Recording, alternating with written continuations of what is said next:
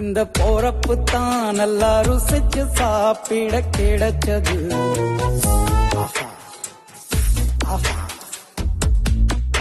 அத நினைச்சு தான் மனோ உலகம் முழுவதும் பருக்குது.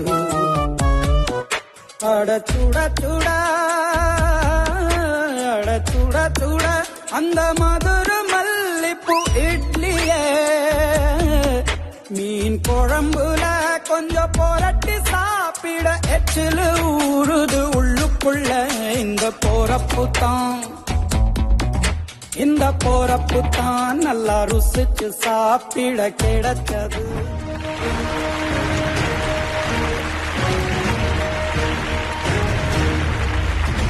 மீண்டும் நிகழ்ச்சியில் சந்திப்பதில் மகிழ்ச்சி. நான் கரு பழனியப்பன். நீங்கள் பார்த்துக் கொண்டிருப்பது இந்தியாவின் நம்பர் 1 டீலர் வசந்தன்கோ வழங்கும் தமிழா தமிழா. வீட்டில் பெண் என்பவள் சமைப்பதற்கும் ஆண் என்பவன் பேப்பர் படிப்பதற்கும் எந்த இடத்துக்கு ஆண் இந்த இடத்துக்கு வந்து சேர்ந்தான் அப்படின்னா அது பின்னாடி பெரிய மனித சமூகத்தின் வரலாறு இருக்கு. வேட்டை சமூகமாக இருந்த மனிதன் ஆணும் பெண்ணும் 2 பேரும் தான் வேட்டையாடி இருக்கணும், 2 பேரும் தான் வெளியே போயிருக்கணும். நெருப்பு கண்டுபிடிக்கப்பட்டு நெருப்பை பாதுகாக்கும் பொறுப்பு பெண்ணுக்கு வந்த பொழுது நாளடைவில் நிலை கொண்ட மனித வாழ்வில் நிலை கொண்ட மனித சமூகத்துல பெண் ஒரு இடத்துல இருப்பதாக இருந்தா. சமையல் கட்டில் அடுப்படியில் ஆண் வெளியே போனான். உத்தியோக புருஷ லட்சணம்னு பொய்யா சொல்லப்பட்டுச்சு, சமைப்பது ஸ்திரீ லட்சணம் ஆயிருச்சு.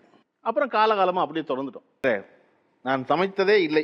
அவங்களுக்காக சுற்றுமேன்னு தான் பயப்படுறாங்க. நான் அடுப்புல வச்சு அடுப்பே பத்திக்கிச்சு. அப்படியே கல்யாண புதுசுல அவர் வெளியே போயிட்டாரு. சரி வெளியே போயிட்டாரு சமைப்போம் அப்படின்னு அடுப்புல விறகு அடுப்பு தான் அடுப்ப வச்சேன். நல்ல காஞ்சிச்சு. அடுப்பு வச்ச கல்லு வச்சீங்க? இல்ல சட்டி.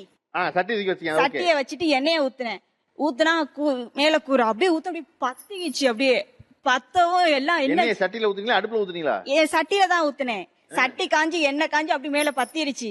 பத்தும் எல்லாம் ஐயோ என்ன கொண்டு வந்தோம் பொண்டாடி எப்படி சமைக்குது பாரு இப்படி சமைக்குது ஆளுக்கு பேசிட்டாங்க. பேசும் எனக்கு அழுக தாங்கல. ஐயோ மாமா தெரியாம பண்ணிட்டேன் மாமா அடுப்பெல்லாம் எரிஞ்சிச்சு. சரி விடுமா இது பிரச்சனையே இல்ல. நான் லவ் மேரேஜ். ஆமாமா கல்யாணம் அதான் லவ் பண்ணா ஒண்ணுமே பிரச்சனை இல்ல. கல்யாணம் பண்ண புதுசுல எதுவுமே பிரச்சனை இல்ல. எனக்கு சமைக்கவே தெரியாது. லவ் பண்ணது பெரிய விஷயம் இல்ல. எனக்கு சுத்தமா சமையல் வருது. தயவுசெய்து கல்யாணம் பண்ண நீங்க தான் சமைக்கணும்ட்டேன். நான் சமையல பல்ல நீ ஏன் கவலைப்படுற அப்படின்னாரு.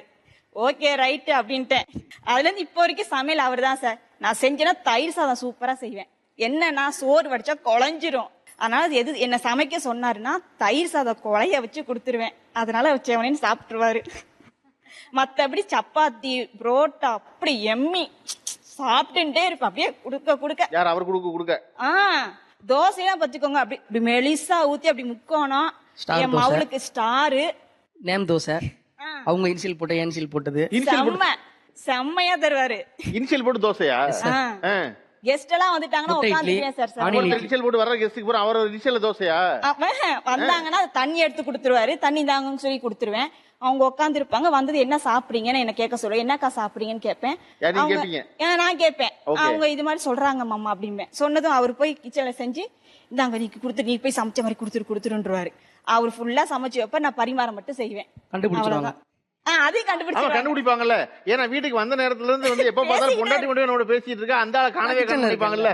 அந்த தயிர் சாதம் குறைவா இருக்குன்னு சொன்னாங்க பாத்தீங்களா? அந்த தயிர் சாதத்தை கூட என் பொண்ணு சாப்பிட மாட்டாங்க. அம்மா செஞ்சா நல்லா இருக்காது பண்ணீங்களே செய்யுங்கப்பா அப்படின்றாங்க. வெரைட்டியா செய்யணும்னு சொல்லி என்ன வெரைட்டிட்டே இருக்காங்க இன்னும். இப்ப எத்தனை வருஷம் ஆச்சு கல்யாணம் ஆகி? 13 வருஷம் ஆயிடுச்சு. 13 வருஷம் ஆச்சு சார். அதாவது அவங்க 13 வருஷம் ஆயிடுச்சு அப்படிங்கிறாங்க. நீங்க 13 வருஷம் ஆயிடுச்சு அப்படி? ஆமா சார்.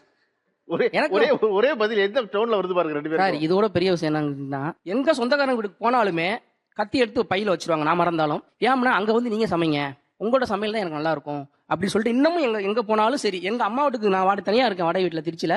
எங்க அம்மா வீட்டுக்கு போனாலும் கத்தியில பேக்ல வந்து கத்தி வச்சிருவாங்க. எது கத்திங்க? காய் வெட்டுறதுக்கு சார். அருவாமனை தானே சார் எங்க கிராமத்துல எல்லாம். அருவாமனை எங்க ஊர் கிராமம் தான். உங்களுக்கு அருவாமலை வெட்ட வராது? அருவாமலை எனக்கு வெட்ட வராது. அருவாமலை எங்க நம்மள வெட்ட சொல்லிடுவாங்களோ அப்படிங்கிற ஒரு பயம் அங்க வேற. எங்க அம்மா சொல்லுவாங்க அவ எப்ப பார்த்தாலும் அவன் தான் சமைச்சிட்டு இருக்கான் நீங்க இல்ல உங்க பையனுக்கு வேற என்ன வேலை சமைக்கட்டும் என்ன சொல்லிதான் கல்யாணம் பண்ண. அப்படியே சார் இது கூட பரவாயில்ல. எங்க அம்மா என்ன தெரியுமா சார் சொல்லுவாங்க, எல்லா வீட்லயும் என் பொண்ணா பாத்துக்கம்பாங்க. எங்க வீட்டுல அப்படியே ஆப்போசிட்.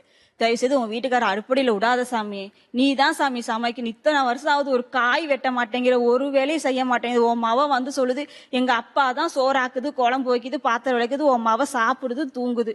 இதை வேற எந்த வேலையும் செய்யறது இந்த ஸ்கூல் மட்டும் விட்டுட்டு வந்துருது. பாவல எங்க அப்பா அதுக்கு ரெஸ்ட் வேணாம், வேலையை விட்டு வருது சமைச்சு போய் உங்க அம்மாட்ட சொல்றது. எங்க அம்மா என்ன பிடிச்சி திட்டுறாங்க, நீ சமைக்க மாட்டியா வீட்டுல, என்ன பண்ற நீ? மா செஞ்சம்மா இப்படி வந்துருச்சுன்னா அடுத்த வாட்டி வேற செய்ய வேண்டியதுமா வேஸ்ட் ஆகுமா பொருள் அப்படி பண்ணக்கூடாது எவ்வளவு விளைச்சல் விவசாயம்னா எவ்வளவு பேர் பாடுபடுறாங்க இப்படி பொருளை சமைக்க தெரியாத காரணம் இது ஒரு காரணம் சார் அப்படின்னு சொல்லி சமாளிச்சிருவேன் சார். இதுதான் காரணமே. சமைக்க வரல நான் என்ன செய்யட்டும், படிப்பு வரல போகல. ஓகே, சமைக்காத காரணம் இந்த நாட்டு விவசாயிகளுடைய நலனை கருதி நீங்க வந்து சமைக்காம இருக்கீங்க. கண்டிப்பா சார். ஒரு விவசாயி எவ்வளவு கஷ்டப்பட்டு நெல் வைக்கிறாரு, அவரு சாதத்தை கீழே போடலாமா சார்? அவரை காப்பாத்த வேண்டாம். நல்லா சமைச்சுதான் சாப்பிட்டு இருப்போம், நல்லா சமைக்கலன்னா கீழே போட்டு தானே சார் ஆகணும். இதோட பொறுமைன்னா பாட்டு பாடி அவங்களுக்கு சாதம் கொடுக்கணுமா சார்? சமைக்கிறதே பெரிய விஷயம், இதுல பாட்டு பாடி அவங்களால ஒரு பாட்டு கூட வச்சிருக்கேன் சார். என்ன பாட்டு? சோத்த ஆக்கி வச்சு குழம்ப வடிச்சு வச்சு குழம்ப கூட்டி வச்சேனே சின்ன ராணி அப்படின்னு நான் பாடுனேன். உங்க சோத்துக்காக தான் இந்த வயிறு ஏங்குது, தலவாழ விருந்து எப்போது அப்படின்னு சாப்பாடு வச்ச கம்முன்னு வாசம் வந்துடும் சார். இந்த பாட்டை பழகின நேரத்துல சமையல பழகிக்கலாமே நீங்க. அதுக்கு தானே சார் நான் இருக்கேன் சொல்லிட்டேன் சார். அதையும் அதுக்கு தான் நீ மத்தவங்க சொல்றாங்க யூடியூப்பை பார்த்து பண்றேன்னு சொல்றாங்களே, நீங்க அந்த மாதிரி பண்ணுவாங்க, எனக்கு நீங்க இருக்கீங்களா எதுக்குங்க யூடியூப் அப்படின்றாங்க. இப்ப சமைக்கிற ஆண்கள் ஏன் சமைக்கிறோம்னு, சமைக்காத பெண்கள் ஏன் சமைக்கலன்னு பெரிய காரணம் சொன்னீங்க. எல்லாம் பேசிக்கிட்டு இருக்கும் பொழுது ஒரு விஷயம் சொன்னாங்க, என்னன்னா வர்ற உறவினர்கள் இருந்து எல்லாருக்கும் கெஸ்ட்ல இருந்து எல்லாருக்கும் தெரிஞ்சிருச்சு வீட்டுல அவர் தான் சமைக்கிறாருன்னு. எங்க அம்மாவுக்கு தெரிஞ்சிருச்சு, எங்க சித்தப்பாவுக்கு தெரிஞ்சிருச்சு, எல்லாருக்கும் தெரிஞ்சிருச்சு. இது கணவனும் மனைவியுமாக வாழும் பொழுது சமையல் என்பது ஒரு வேலை, அது நான் பாத்துக்கிறேன்னு இருக்கிறது வேற, புரிதலோடு இருக்கிறது வேற. ஆனா உறவினர்களுக்கு தெரியும் போது, மூன்றாம் மனிதர்களுக்கு தெரியும் போது, சமூகத்துக்கு தெரியும் போது அவர்கள் என்னவாக இதை கமெண்ட் பண்றாங்க? நான் கோவம் வந்தா என்கிட்ட கார்லிக் புல்கா செஞ்சு கொடுப்பாரு. ஓகே, அப்புறம் சப்பாத்தியே போட்டு கொடுப்பாங்க. அதே போல இட்லி வந்து நான் அடுத்த நாள் இதாச்சுன்னா அதை ஃப்ரை பண்ணி எனக்குனே வச்சு எடுத்து கொடுப்பாரு. நான் அது இட்லி அன்னைக்கு செஞ்சுட்டு அடுத்த நாள் அது அந்த ஃப்ரை இல்லைன்னா எனக்கு கோவம் ஆயிருவேன். உண்மையாலுமே அவ்வளவு எம்மியா இருக்கும். சாப்பிட்டீங்கன்னா அப்படியே அந்த பெப்பர் போட்டு அந்த வெங்காயம் போட்டு இப்படி இப்படி தாளிச்சு அப்படி கொடுப்பாரு. Idli pepper fry, onion idli செய்வேன், முட்டை இட்லி செய்வேன். ஏதோ ஒரே மாதிரியா செஞ்சு தர மாட்டாரு. அடுத்தடுத்து என்ன செய்யணும், நம்ம மனைவிக்கு என்ன செஞ்சு கொடுக்கணும் அப்படின்னு யோசிப்பேன். இன்னைக்கு இந்த டேஸ்ட் சரியில்லைன்னு சொல்லிட்டாங்கன்னா நாளைக்கு அதே வாங்கி அதே டேஸ்ட் கொண்டு வந்துருவேன் சார். நாளைக்கு எனக்கு அதான் அது வரைக்கும் தூக்கம் வராது. எங்க நேத்து நாங்க சாப்பிட்டோம் அப்படிம்பாங்க, இல்ல நேத்து குட்டி எனக்கு குறை சொன்னேன், அத கொஞ்சம் காரம் ஆயிடுச்சு, இஞ்சி பூண்டு கொஞ்சம் இதாயிடுச்சு சொல்லுவேன், புளிப்பா இருந்துச்சு சொல்லுவீங்க. இதை சரி பண்ணணும் நானு, அப்பதான் எனக்கு கொஞ்சம் திருப்தி ஆகும். மறுநாள் அதை செஞ்சுட்டு தான் எனக்கு தூக்கமே வரும் சார். நீங்கள் கோபமா இருக்கும்போது உங்க கணவர் உங்களை சமாதானப்படுத்த செய்கிற பதார்த்தம் என்ன? இது வழக்கமான சமையல் இல்லாம இது என்னுடைய சிக்னேச்சர் டிஷ், இதை நான் தான் முதல்ல கண்டுபிடிச்சேன் அப்படின்னு ஏதாவது செஞ்சிருக்கீங்களா? சார் முட்டை கறின்னு சொல்லி இப்போ புதுசாக ஒன்று செஞ்சிருக்கேன் சார். முட்டை கறி எப்படி செய்யறது? தொக்கு மாதிரி சார். முட்டை வந்து பிளைன் ஆம்லேட்டை போட்டு எடுத்துடணும் சார். அதை ஆம்லேட்டை போட்டு எடுத்துடணும், பிளைன் ஆம்லேட்டை போட்டு எடுத்துடணும். அதை ஸ்லைஸ் பண்ணி ஆயிலில் ஃப்ரை பண்ணி எடுத்துடணும். ஃப்ரை பண்ணி எடுத்துட்டு வெங்காயம் எண்ணெய் ஊற்றி ஏலக்காய் போட்டு தாளிச்சிடணும். வெங்காயம் இஞ்சி பூண்டு பேஸ்ட் போட்டு நல்லா வணக்கினதுக்கு அப்புறம் இந்த தக்காளியில வந்து கிராம்பு பட்டை 3 சோம்பு இந்த தக்காளியோட சேர்த்து அரைச்சு தக்காளி அரைச்சிடணும். அரைச்சு இந்த வெங்காயத்தோட வணக்கின வெங்காயம் இஞ்சி பூண்டு வணக்கினதோட போட்டு நல்லா ஃப்ரை பண்ணிடணும். ஃப்ரை பண்ணதுக்கு அப்புறம் இந்த ஆயில பொரிச்ச முட்டையை எடுத்து அதில் போட்டு ஒரு கிண்டுனதுக்கு அப்புறம் லைட்டா மஞ்சத்தூள் போட்டு சிக்கன் மசாலா மிளகாத்தூள் மல்லித்தூள் போட்டு கரைச்சி ஊத்திடணும். கரைச்சி ஊற்றி ஒரு கிண்டணும் கொதிச்சோன்னு எடுத்துட்டோம். நல்லா இருக்கும். முட்டை கறின்னு புதுசா பேர் வச்சிருக்கேன் சார். இப்ப பேர் வச்சிருக்கீங்க? ஆமா.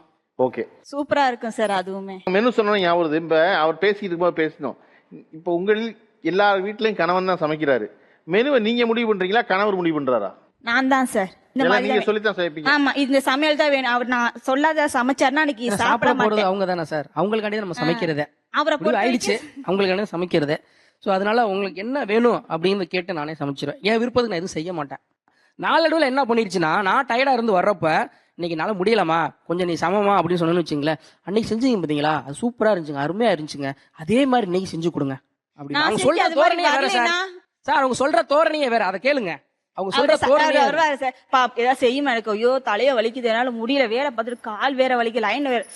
மாமா அன்னைக்கு ரசம் வச்சீங்க தெரியுமா, செம்ம. பக்கத்து வீட்டுக்காரங்க இன்னும் வீட்டுல மணக்குதுன்னு கேட்டாங்க தெரியுமா, நான் ரசம்னு செம்மையா இருந்துச்சுமா. நாங்க அது மாதிரி வைங்க, நான் ஏதாச்சும் வைக்க ஒன்னு புளிய ஊத்திடுவேன், தக்காளியை போட்டுருவேன், அப்புறம் நீங்க பாவம் பசியில சாப்பிடுற வீணாயிரும்ல சாப்பாடு, கோச்சிக்காதீங்க. உங்களுக்கு என்னென்ன எல்லாம் கஷ்டப்படுவாங்கல்ல, அதனால நம்ம வீணா போயிரு சாப்பாடு. அதனால என்னென்ன வேணும்னு சொல்ல உங்களுக்கு எடுத்து வேணா நான் தரேன். ரசத்துக்கு என்னடின்னு எடுத்து தர போறேன், நானே எடுத்துக்கிறேன்ட்டு அவர் போய் செஞ்சிருவாரு. அப்புறம் காலேஜ் அமுக்கணுங்களா சொல்லுங்க, அதெல்லாம் அமுக்கி விட்டுறேன். நீங்க அது செய்யறதுக்குள்ள நான் வீடை கூட்டி ரெடி பண்ணி வச்சிருவேன், நீங்க சாப்பாடு ரெடியான நம்ம சாப்பிட்ற மாதிரி வச்சிருவேன் மாமா. அப்புறம் சரிம்மா அதையா சீரியல செய் நான் போறேன் அப்படின்ட்டு அப்புறம் போயிடுவாரு.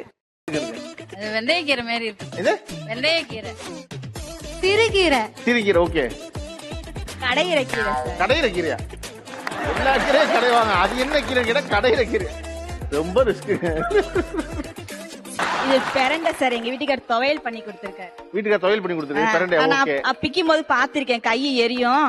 அது பெரண்டை துவையல் செய்வோம். எவ்வளவு கான்பிடண்டா சொல்றீங்க பாருங்க. யார் நல்லா சொல்லுவீங்கன்னு. நம்ம செய்ய வேண்டியது ஒரு தோசை ஊத்த வேண்டியதுதான். ஓகேவா? நீ வரிஞ்சிரிஞ்சு கட்டுறீங்க.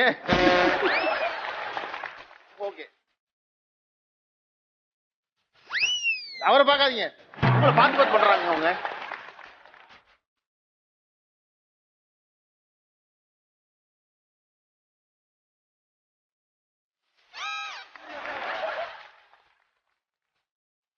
ஏன் இப்படி பாக்குறாரு?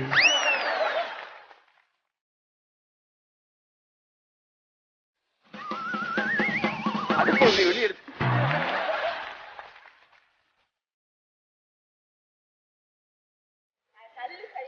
கல்லு சரியில்லையா? ஓ சரி. ஓ எண்ணெய் சரியில்லையா? என்ன விட்டுறீங்க?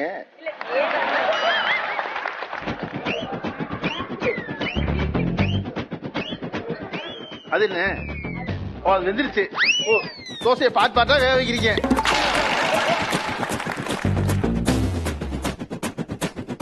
எவ்வளவு இடைஞ்சல் பண்றாங்க. இந்த தோசை அந்த மாதிரி கலர்ல வந்து இதுதானே சார். இங்க வாங்கப்பா, அவங்க சுட்டுருக்க தோசை ஒன்றும் இல்லை, காமிச்சிருங்க. என்ன மிச்ச தோசை காமிங்க எல்லாருக்கும்.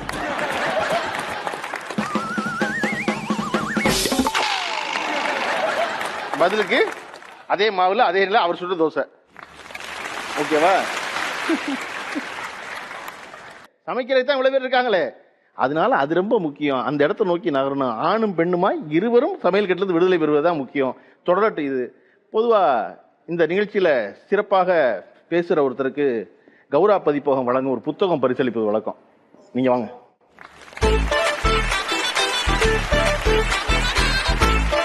இந்த பரிசு ஆக்சுவல் அவருக்கு தான். என்னன்னா, நான் சரியா பண்ணலைன்னா என் மனைவியோட நல்ல பேர் வாங்க இருக்கா, மறுபடியும் திருப்பி அதையே பண்ணுவேன் அடம்பிடிச்சிக்க பாருங்க. அதுக்காக